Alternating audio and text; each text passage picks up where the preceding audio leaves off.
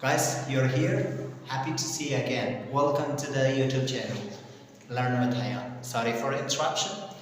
So I was listening to music. Okay.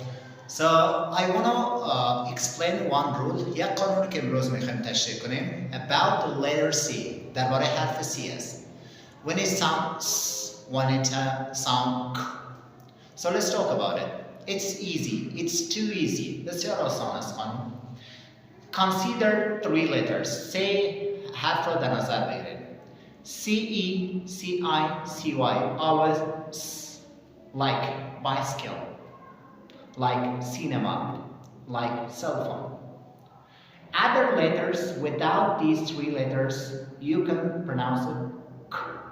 For example, class, cat, come. For more videos, subscribe our channel and follow our channel.